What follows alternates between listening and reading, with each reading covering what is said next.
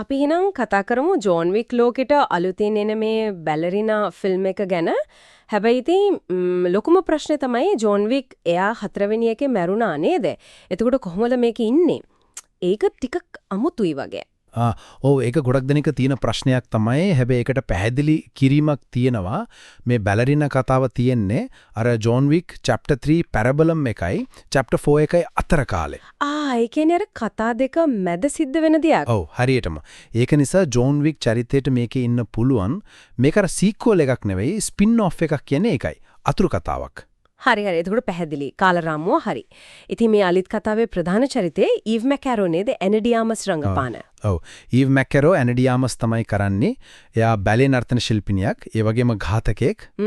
පලිගැනීමක් පස්සේ යන කෙනෙක් වගේ. ඔව්. එයාගේ තාත්තගේ මරණයට පලි ගන්න තමයි එයා මේ ලෝකෙට එන්නේ. පුහුණු එහෙමත් අර රුස්කා රෝමා එකෙන් අපි කලින් දැකපු අර ඇන්ජලිකා හූස්ටන් හිටපු තැන නේද? ඔව්. ඒක තමයි. මෙතන වෙනස තියෙන්නේ. ජෝන් වික්ට ඕන උනේ ওই ලෝකෙන් යන්නනේ. ඒත් ඊව්ට ඕන ඒකට අතුල් වෙන්න. අන්න ඒකයි කතාවේ වෙනස. ඒක නම් ඇත්ත. චේතනාව සම්පූර්ණ අනිත් පැත්ත. ඇනාඩියාමස්ගේ කැපවීම ගැනත් කතාවක් තියෙනව නේද? අර සටන් ජවනිකවලට එහෙම. ඔව්. එයාලා කියනවා එයා සෑහෙන්න මහන්සි වෙලා තියෙනවා කියලා. නිකම් ෆයිට් සීන්ස් විතරක් නෙවෙයි අර චරිතේ කේන්තිය පෙන්වන්න විශේෂ කෑගහන ක්‍රම පවා පුරුදු වෙලා තියෙනවලු. වව්. ඒක නම් ලොකු දෙයක්. එතකොට අනිත් අර පරණ චරිතත් එනව නේද මේකට? අනිවාර්යයෙන්ම කීනු රීව්ස් ඉන්නවා ජෝන් වික් විදියටම පොඩි කොටසකට හරි. ඉයන් මැක්ෂේන් ඉන්නවා වින්ස්ටන් විදියට. අර හොටෙල් එකේ මැනේජර්. ඇන්ජලිකා හූස්ටන් ඉන්නවා අර ඩිරෙක්ටර් විදියට. අලුතෙන් එකතු වෙනවා නෝමන් රීඩස් The Walking Dead එකේ හිටියේ පයින් කියලා චරිතයක්. එයා නම් අලුත් මුහුණක් මේ ලෝකෙට. හරි. එතකොට අධ්‍යක්ෂණය කරලා තියෙන ලෙන් වයිස්මන් රූගත කිරීම කරලා තියෙන කොහෙද කිව්වේ? ප්‍රාග්වලද? ඔව් ප්‍රාග්වල කරලා තියෙනවා චෙක් ජනරජයේ. ඒ වගේම බුඩපෙස්ට් වලත් කරලා තියෙනවා හංගේරියාවේ. ඉතින් අර ජෝන් වික් වල තිබ්බ විෂුවල් ස්ටයිල් එක අර අඳුරු ගතිය ඒක මේකෙත් තියෙයි කියලා හිතන්න පුළුවන්. වියදම ගැන මොකද කියන්නේ? ඒකත් ටිකක් එහා මෙහා වුණා ජීනුනේ. ඔව් මුලින් ඇස්තමේන්තු කරලා තිබුණේ ඩොලර් මිලියන 50වත් 84 වගේ ගාණක්. ඒත් පස්සේ අර අමතර රෝගත කිරීම වගේක් කරලා තියෙනවා. Additional shoots. ඔව් ඒක නිසා වියදම මිලියන 89 වගේ වෙනකන් ගියා කියලායි කියන්නේ. වැදගත්ම දේ තමයි ඔය අමතර රෝගත කිරීම වලට අර ජෝන් වික් අධ්‍යක්ෂක චැඩ් ස්ටෙහෙල්ස්කිත් සම්බන්ධ වෙලා තියෙනවා. එහෙනම් ඉතින් ඇක්ෂන් පැත්තකට බය වෙන්න දෙයක් නැහැ වගේ. ඒක තමයි ඒගොල්ලෝ ඒ ක්වොලිටි එක තියාගන්න උත්සාහ කරනවා ඇති. මට පොඩි කතාවක් මතක් වුණා. අර කීනු රීව්ස් අධ්‍යක්ෂකට කියලා තියෙනවලු නේද?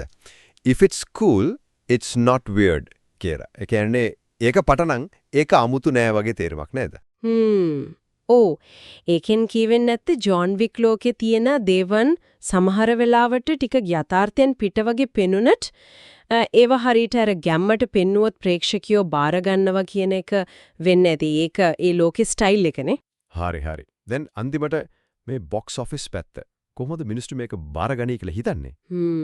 මුල් ප්‍රතිචාර නම් කියන්නේ ෆිල්ම් එකේ අලුත් ගතියක් තියෙනවා. ක්‍රියාදාම ජවනිකා එමත් හොඳයි කියලා.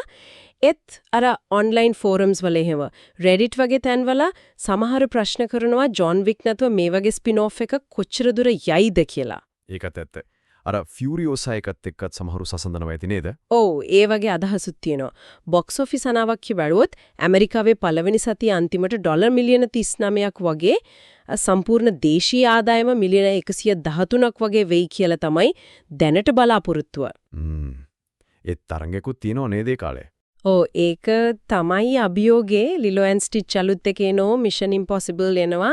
ඉතින් ඒ තරංගෙත් එක්ක ප්‍රධාන චරිත නැති ස්පින් ඔෆ් එකක් වීමත් බලපාන්න පුළුවන්. එහෙන සාරාංශයක් විදිහට බැලරීනා කියන්නේ ජෝන් වික්ට කලින් කාලෙක ඇනාඩි ආමස්ගේ චරිත වටා ගෙතුණු අර අපිට හුරු පුරුදු ලෝකෙම තියෙන අනුත් පලිගැනීමේ කතාවක්. හැබැයි ඉතින් නිෂ්පාදන අභියෝග බොක්ස් ඔෆිස් සැකසංකා මැදතන එළියට එන්නේ. ඔව් අවසාන වශයෙන් අපිට හිතන්න දෙයක් ඉතුරු වෙනවා. මේ වගේ ජනප්‍රිය චිත්‍රපට මාලාවක ප්‍රධාන චරිතේ හරි නළුව හරි නැතුව ඒ හදපු ලෝකෙම අරගෙන කරන අතුරු කතා. ඒවට මුල් කතාවට වගේම ප්‍රේක්ෂකයෝ දිගටම කැමති වෙයිද? මේ වගේ දේවල් වල අනාගතේ කොයි පැත්තට යයිද කියන එක